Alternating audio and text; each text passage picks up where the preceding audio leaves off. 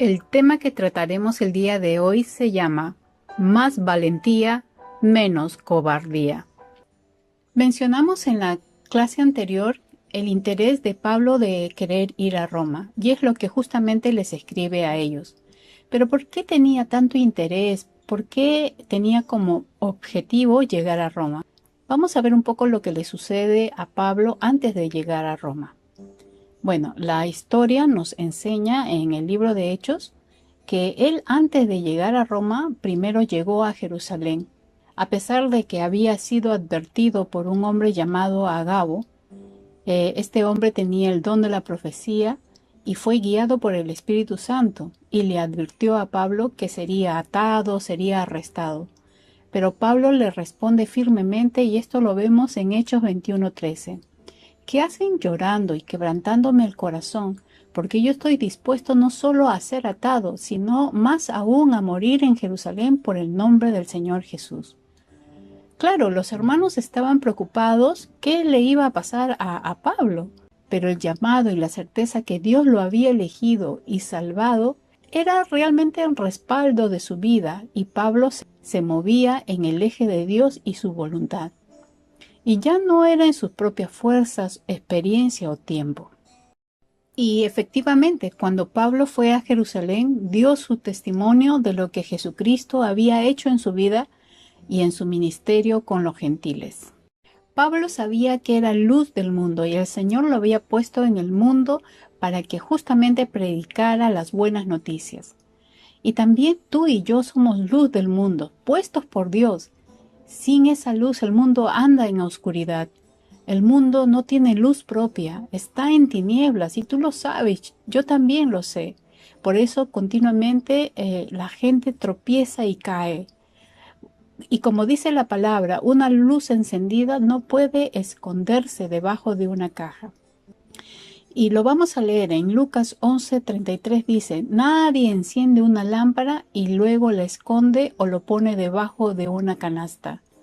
En cambio, una lámpara se coloca en un lugar alto donde todos los que entren en la casa pueden ver su luz. Tú y yo conocemos la verdad. Somos luz y no podemos callar. Tiempo de tarea. Tarea. La primera tarea que vas a hacer es la siguiente. Vas a preparar una tarjeta con motivo de estas fechas y anunciarás las buenas noticias a un vecino o familiar que no conozcan de Jesús. Explicarás lo siguiente: ¿por qué Dios tuvo que tomar forma de hombre y nacer como uno de nosotros? También, ¿cuál fue el propósito de su nacimiento? Lo siguiente será cuál fue la diferencia de Jesús y nosotros en el desarrollo de su vida. Siguiente, ¿por qué tuvo que ir a la cruz y morir? La siguiente explicación en la tarjeta es ¿qué representa su resurrección en la vida de aquel que cree y se arrepiente? Luego de eso, llevar a la persona a reconocer sus faltas, pedir perdón y creer en la vida y obra de Jesús. Continuando con el relato de lo que nos habla Hechos, la palabra nos enseña que muchos judíos, al escuchar sobre el ministerio de Pablo, lo acusaron que él estaba enseñando a los judíos que vivían entre los gentiles que abandonen la ley de Moisés. Y cuando Pablo estaba participando en el templo en una ceremonia según la ley de Moisés sobre el nazariato consistía en hombres que hacían votos delante de Dios por un tiempo y se rapaban la cabeza. ¿Qué dice la palabra? Unos judíos vieron a Pablo en el templo y alborotaron a la gente acusando a Pablo que iba en contra de las leyes judías y que llevaba a gentiles al templo. Este registro histórico lo encontramos en Hechos capítulo 22 del versículo 26 al 29. Esta acusación desencadenó un gran disturbio. Agarraron a Pablo y lo arrastraron fuera del templo. Y cuando estaban a punto de matarlo, llegó el comandante y el regimiento romano. Y cuando la turba vio a la tropa romana, dejaron de golpear a Pablo. El comandante tuvo que arrestar a Pablo y ordenó que le pusieran cadenas. Todo esto está en Hechos 21 del 31 al 33. ¿Qué estaba pasando? Se estaba cumpliendo la profecía de lo que le iba a pasar a Pablo en Jerusalén. Esto no lo atemorizó, sino que sumó más valentía sobre su vida. ¿Por qué? Porque él sabía delante de quién estaba y quién era su respaldo, Dios mismo. Entonces, ¿qué sucedió? Bueno, en un momento la gente se puso tan violenta que querían matar a Pablo y los soldados romanos tuvieron que cargar a Pablo sobre sus hombros para protegerlo. Eso lo vemos nosotros en Hechos 21, 35, 36. Pero Pablo tenía en claro cuál era su misión y pidió al comandante hablar con la gente. Increíble, ¿verdad? Esta gente quería matarlo, pero él no dejaba de anunciar el evangelio y de predicar a tiempo y fuera de tiempo. Más valentía en la vida de Pablo, menos cobardía. Y compartió su testimonio de lo que había sido antes y cómo el Señor le había confrontado con su pecado y le había mostrado lo que sería desde allí en adelante. Eso lo podemos ver en Hechos el capítulo 22. En Hechos 22, 14, 15 dijo: el Dios de nuestros padres te ha escogido para que conozcas su voluntad y verás al justo y oigas la voz de su boca, porque serás testigo suyo a todos los hombres de lo que has visto y oído. Y mencionó también su misión entre los gentiles. Cuando él mencionó esto, produjo una indignación entre los judíos. Pablo no se atemorizó a pesar que recientemente lo querían matar. Lo que él había mencionado, que estaba dispuesto aún a morir por el nombre de Jesús, lo estaba afirmando con su propia vida. Había sido elegido como luz y no se iba a esconder. Ahora viene el segundo tiempo de tarea. En primer lugar, escribe 3 áreas donde el Señor ha transformado tu vida. Segundo, comparte alguna vivencia donde evidenciaste y anunciaste que Jesucristo es tu Señor y Salvador, a pesar de la oposición, amenaza, burla o despido, etc. Quería compartirles mi testimonio. Yo conocí al Señor a los 14 años y yo tenía amigos en el barrio y como amigos nos gustaba celebrar, nos gustaba estar juntos, organizábamos algunas fiestas. Bueno, en realidad organicé como 3 o 4 fiestas, no más, porque todavía era bastante chiquilla. Pero estas fiestas personalmente para mí eran sin alcohol, sin fumar, solamente nos gustaba bailar. Luego con el grupo jugábamos vóley, corríamos y bueno, llegué a conocer al Señor. Y lo que me impactó de Jesucristo fue su amor y lo que Él hizo en la cruz por la humanidad. Me impactó tanto que realmente anhelaba estar solamente en la iglesia, orar, evangelizar, estudiar la Biblia, cantar, y esa era mi vida. Entonces decidí compartirles las buenas noticias a mis amigos, pero lamentablemente ellos me dieron la espalda, se burlaron. Recuerdo muy claramente que estando en la puerta de mi casa y les hablaba de Cristo, toditos, parece que se habían puesto de acuerdo, toditos me dieron la espalda y comenzaron a alejarse. Y uno de ellos me tiró un Buda color verde y burlándose, ¿no? Bueno, una de mis amigas, también muy cercanas a mí, me tiró la puerta en mis narices. Pero gracias a Dios, después de llorar y sufrir y orar también, 2 de ellas se convirtieron. Y posteriormente ya con ellas subíamos a los carros a evangelizar y en el barrio comenzamos a hacer teatros de evangelismo. Entonces nuestra vida dio un giro porque eso es lo que hace el poder de Dios, el evangelio. Continuando con el relato de la vida de Pablo, en Hechos nos registra que días después de que Pablo fue arrestado, el comandante romano y los soldados se enteraron que Pablo era ciudadano romano y tuvieron temor porque lo habían encadenado. Y al día siguiente el comandante ordenó que los sacerdotes principales se reunieran en el Concilio Supremo, que también era llamado el Sanedrín. Este Sanedrín era como una asamblea, ¿no? Que estaba conformado de personas, se les llamaba sabias, era un grupo de 23 a 71 rabinos y hacían la función de jueces, ¿no? ¿Y qué es lo que aplicaban? Aplicaban la Torá, o sea, el Pentateuco o los 5 primeros libros de la Biblia, ¿no? Que es justamente la Torá. Este comandante quería averiguar de qué se trataba el problema por el cual estaban acusando a Pablo, y por eso es que presentó a Pablo delante de todo este Sanedrín. Y Pablo habló de lo que creía y por eso dijo, y esto lo vemos en Hechos 23:6, miren lo que les menciona.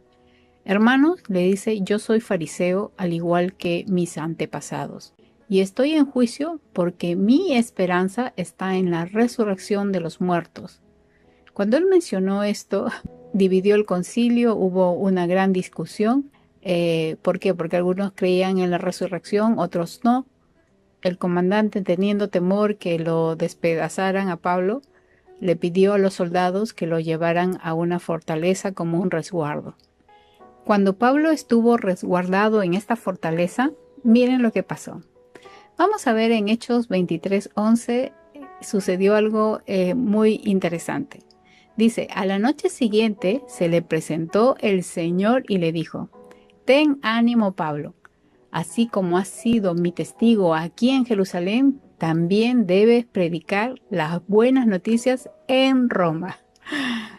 Es por eso que vimos en la clase anterior el interés de Pablo de ir a Roma. Y es lo que justamente él escribió en la carta en el capítulo 1, ¿no? Que vimos anteriormente. Su deseo de ir a Roma era por obediencia al Señor. Y cuando Dios le confirma, estando él en la fortaleza, realmente le dio a Pablo valentía. Pablo estaba totalmente identificado con el Señor y su voluntad. Pablo tuvo que pasar todavía un periodo de tiempo presentándose delante de gobernantes de diferentes regiones, como Cesarea, como el Señor ya le había anunciado que se iba a presentar delante de gobernantes y de reyes, ¿no? Y los judíos nuevamente interfirieron para que el gobernante Festo de Cesarea enviara a Pablo a Jerusalén con el propósito de quitarle la vida. Y Festo le preguntó a Pablo si estaba dispuesto a ir a Jerusalén, y Pablo respondió que no, y él añadió, esta es la corte oficial romana, por lo tanto debo ser juzgado aquí mismo. Y vemos en Hechos 25, el versículo 9 y 10, que Pablo respondió firmemente, si he hecho algo digno de muerte, no me niego a morir. Pero si soy inocente, nadie tiene el derecho de entregarme a estos hombres para que me maten. Apelo al César. Muy bien, le respondió Festo. Has apelado al César y al César irás. Posteriormente se presentó ante el rey Agripa, quien se sintió persuadido por el mensaje, y el rey le dijo a Festo, podría ser puesto en libertad si no hubiera apelado al César. Esto lo encontramos en Hechos 26:32. La Biblia nos enseña que Pablo llegó a Roma, pero estaba custodiado por un oficial romano llamado Julio. Y al llegar a Roma, a Pablo se le permitió vivir aparte con un soldado que lo custodiase. Esto está en Hechos 28:16. Pablo, a pesar de que estaba custodiado, él siguió dando testimonio de su fe a los líderes judíos y mencionaba que estaba atado con estas cadenas porque cree en la esperanza de Israel. Él creía que el Mesías ya había venido y ese era su anuncio. Entonces, en Hechos 28:23 nos enseña que Pablo estaba en confinamiento, pero esto no fue obstáculo de predicar las buenas noticias y algunos creyeron y otros no. en el versículo 30 nos habla que él estuvo confinado durante 2 años, pero recibía a todos los que le visitaban y él proclamaba con valentía el reino de Dios y enseñaba acerca del Señor Jesucristo y nadie intentó detenerlo. Más valentía, menos cobardía. Por eso Pablo dice en Romanos 1:16 lo siguiente: porque no me avergüenzo del Evangelio, porque es poder de Dios para salvación y todo aquel que cree, al judío primeramente y también al griego. Cuando Pablo dice no me avergüenzo del Evangelio, él sabe muy bien que a hablar del Evangelio iba a provocar una reacción en las personas como en el día de hoy. Pablo sabía a lo que se estaba exponiendo. Decir que no se avergüenza del Evangelio habla de una determinación de no quedarse callado de esta buena noticia que tiene en su vida. Para él, esta buena noticia que es Jesucristo es un tesoro que él tenía en su vida y no podía quedarse callado. Cuando uno tiene vergüenza, por lo general es por el temor a la gente de no quedar mal. Uno tiene vergüenza porque no tiene la seguridad o convicción de lo que cree o hace. ¿Qué nos impide predicar el Evangelio? Muchas veces nos ha impedido seguramente el rechazo de la gente, la burla, la crítica, el odio, el cortar amistades, como les contaba, que no confíen en ti, temes de hacer el ridículo, temes a las etiquetas, como el gobernante Festo le dijo a Pablo, estás loco, ¿no? Entonces, la vergüenza, por lo general, siempre es a la reacción de la gente. Pero Pablo dice que no me avergüenzo de qué, del Evangelio, porque es poder de Dios. ¿De quién viene? De parte de Dios. Cuando Pablo dice que no se avergüenza del Evangelio, está hablando que no es un cobarde. Y es interesante ver en Apocalipsis 21:8, cuando ya estamos dentro del juicio final, miren lo que dice: pero los cobardes e incrédulos, los corruptos, los asesinos, los que cometen inmoralidades sexuales, los que practican brujería, los que rinden culto a ídolos y todos los mentirosos tendrán su destino en el lago de fuego que arde con azufre. Esta es la muerte segunda. En este texto, ¿qué está encabezando? Los cobardes. Estamos en un tiempo que no podemos callar. Creo que este confinamiento ha sido un entrenamiento de parte de Dios para enriquecer nuestras vidas, como lo fue para Pablo. Las cadenas no frenaron su misión. Pablo no se avergonzó porque su mirada estaba puesta en Dios. El texto dice que el Evangelio es poder de Dios para la salvación. Y esta palabra poder viene del original griego dunamis, que significa dinamita, ¿no? Y realmente significa ese poder, la fuerza que procede de Dios. Es un poder en acción. Ese poder lo podemos ver cuando Dios libertó a su pueblo, cuando Dios ordenó a la creación que se hiciera y se hizo. El poder de Dios en el Evangelio produce un impacto en la vida de las personas. Nosotros somos testigos de eso, ¿verdad? Es capaz de transformar la vida, de redimirnos, de santificarnos, de justificarnos. Y eso sucede para todo aquel que acepta su amor, su perdón, su redención y cree en el poder del Evangelio. En Romanos 1:17 dice: porque en el Evangelio la justicia de Dios se revela por fe y para fe, como está escrito, mas el justo por la fe vivirá. Esta buena noticia que es el Evangelio, Cristo en nosotros, hace posible que a través de la fe en Cristo nosotros seamos justos ante los ojos de Dios. La fe es necesaria para ser salvos, tal como lo afirma en este pasaje. La fe en Dios nos muestra cómo estábamos y hacia dónde íbamos, ¿verdad? Estábamos perdidos, ¿no? Y la fe nos ayuda a poder depender totalmente de Dios y creer que Él va a cumplir sus planes y propósitos con nosotros. También la fe nos ayuda a enfrentar diferentes pruebas. a tener paz, a tener esa quietud en nuestra vida y no estar luchando en nuestro interior. Tenemos el ejemplo de Pablo, que vivía confiado en el Señor a pesar de estar confinado, a pesar que querían matarlo y muchas cosas más, ¿no? Pero él estaba bien agarrado y bien puesto porque creía en el Señor Jesucristo, el autor y consumador de nuestra fe. Si recordamos en el Antiguo Testamento, en Génesis 15:6, nos habla de que Abraham creyó a Dios cuando el Señor le dijo que así como las estrellas, así sería su descendencia. La fe en Dios y en su obra redentora es la llave de entrada a su presencia. La palabra dice, sin fe es imposible agradar a Dios. Y esto está en Hebreos 11:6. La Biblia también nos enseña en Hebreos 11:1. Ahora bien, la fe es la garantía de lo que se espera, la certeza de lo que no se ve.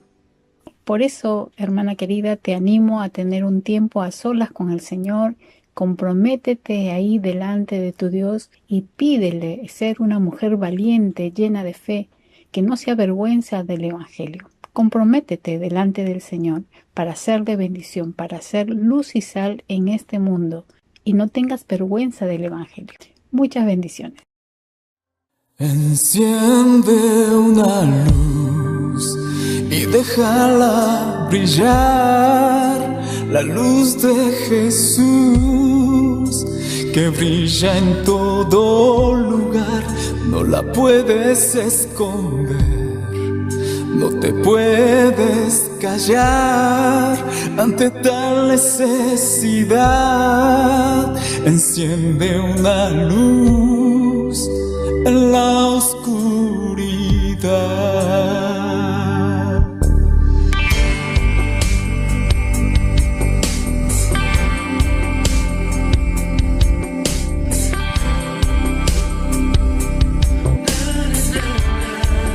Enciende una luz y déjala brillar, la luz de Jesús que brilla en todo lugar, no la puedes esconder, no te puedes callar ante tal necesidad.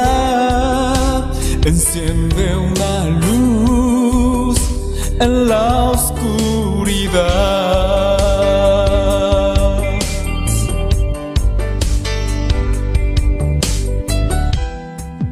¿Cómo pues invocarán a aquel en el cual no han creído? ¿Y cómo creerán en aquel de que no han oído? ¿Y cómo oirán si nadie les predica? Hermosos son los pies de los que anuncian la paz, las buenas nuevas de Jesús.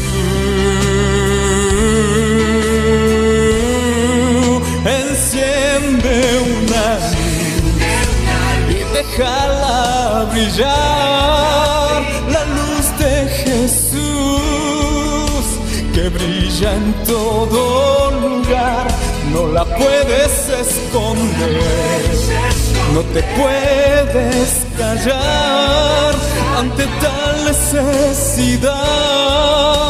Enciende una luz en la oscuridad.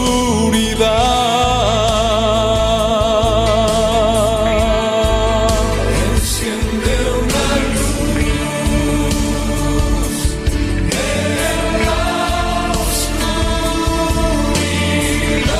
Que brille la luz de Jesús, que brille en todo lugar, que brille su amor.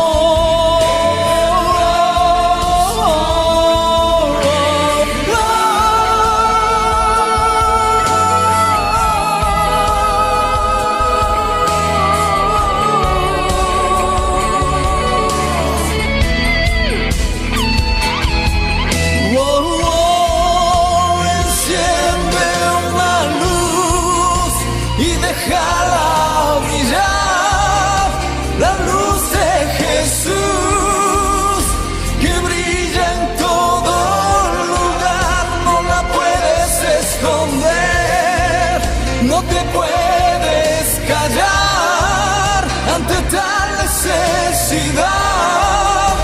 Enciende una luz en la oscuridad.